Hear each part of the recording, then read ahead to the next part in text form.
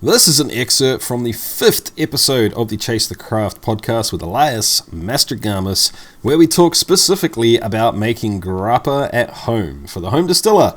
So let's jump right in when we're talking about how to get your hands on the ingredients you need. What would you ask for, and at what stage in their process would you get it off them?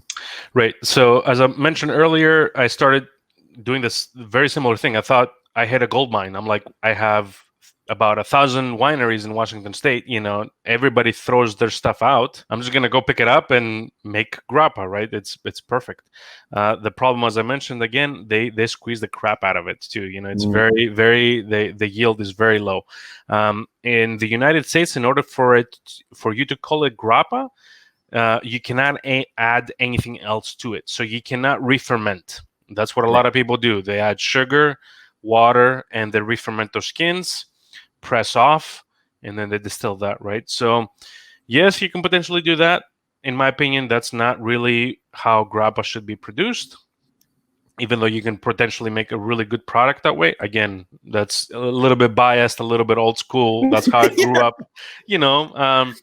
You can make it that way. But again, if you're looking to make it potentially a commercial, I don't know the laws there, but it could be something to think about how you go about it marketing wise too. Yeah, when you work with a winemaker, look to see potentially if you can buy grapes on your own, if that's a possibility, and do it on your own, because then you can control the press and potentially make a little bit of the wine into a brandy and reserve some of that juice with your skins to make a grappa, because your yields are going to be bigger because you can actually control how much juice remains on the skins. What is ideal for grappa? Actually, if we start from that point, I guess then people can go looking for it and get as close to it as they can, right? So if, what sort of ratio of how pressed they are and how much juice is left in them to skin, to do you want stems and seeds and, all that sort of stuff? What do you... Well, the easiest test is when you put in your still and it's just thick, right? If you can't really distill there. Even if you put water, your alcohol level and your yield is not going to be a lot. So you can add a little bit of water to accommodate, but usually it has to be very aerated, right? Like otherwise you'll stuck with a cake that you're going to be scrubbing for a long time. right. So consistency wise, that's usually the easiest way. You need quite a bit of juice into the mash, and then you can again substitute some water to sub for that. You again, as I said, you can re-ferment. That's another way to kind of again maybe go for a first run if you can't really buy grapes. They're going to give it to you unfermented, right? If you got it right when it was pressed. Right. Yeah. Exactly. So then would you pitch yeast into that to ferment it, or would you? You can. Yeah, you can add water and re-ferment it that way. That's one way as well. Yep.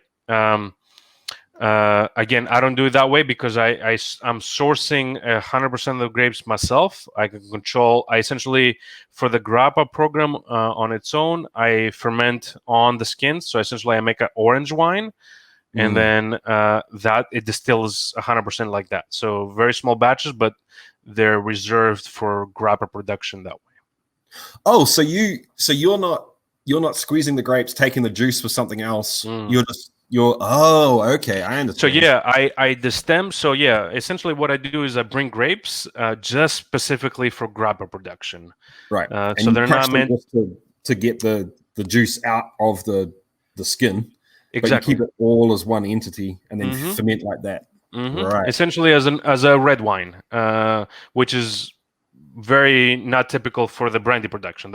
We said don't do that. Right.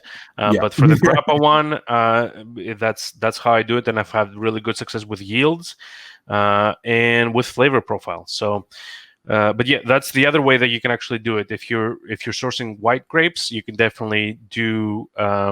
Essentially get the skins, add water, add the yeast, and ferment that way as well. That's a good way as well.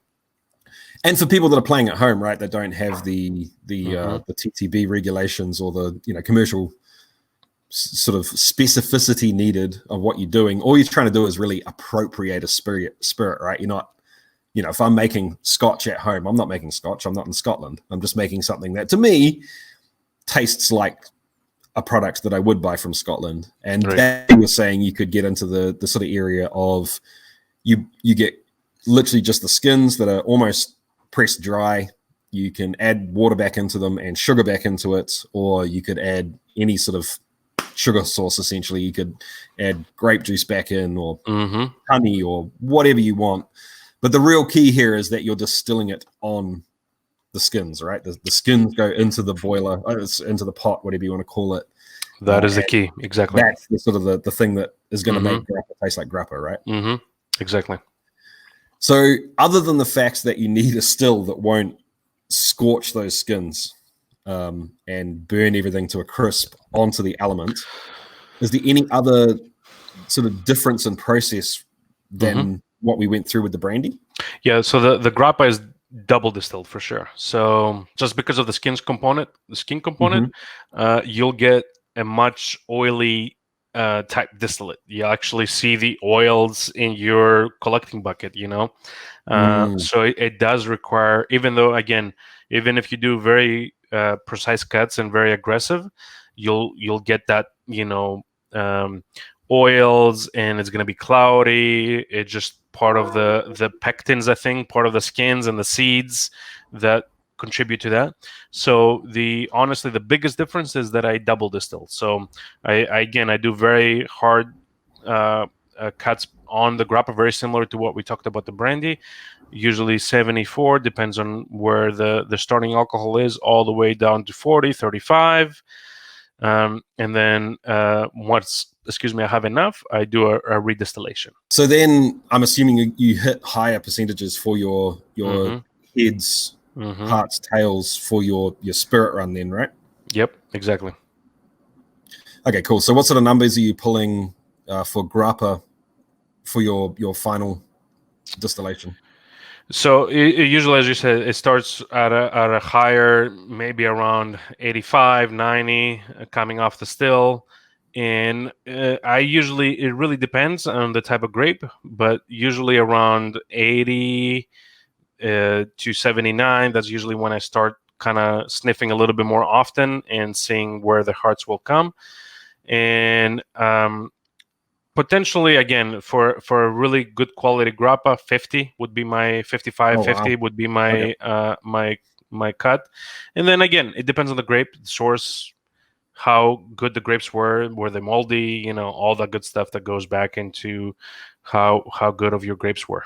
Thanks for hanging out, guys. I have to say, with the vintage here in New Zealand right around the corner, I am pretty excited to give this a go. So I'm hoping that you're going to see some grapey action here on Still It soon.